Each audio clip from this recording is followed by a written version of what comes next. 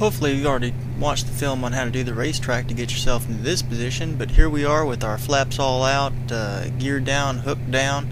We're going to open the canopy, and because this is a Corsair, we're going to go ahead and pop up so we can see over the top of that. 100 miles an hour, we're going to chop the throttle just a little bit here, and what we're doing is we're aiming for the back of the end of the wake of the ship, all that stuff that gets turned up at the back. That's going to be our aiming point, and that's what we'll be looking at. Nothing crazy here, you're going about 100 miles an hour. Once again, we're going to try to aim for the back of that wake because we've got a point we need to hit. What we're looking for at the back of that wake there is, right at the back there, we want to be up about 500 feet, 110 miles an hour. And once we get here, what we're going to do now is we're going to put the top of that nose, just the top of the front of the nose, at the bottom of the ship. It's real hard to do because, you know, with the flaps and everything down, and we're going to try to keep our speed and straighten up to it. Right at the bottom of the ship.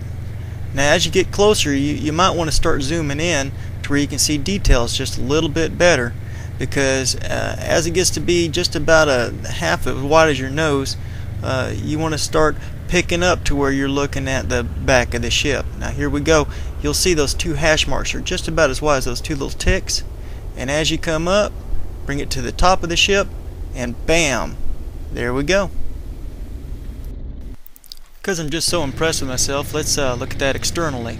Now here we go, we're right on our mark, 500 feet, about 105 miles an hour, and though it don't look at the front of that nose because we're all propped up, is at the bottom of that ship.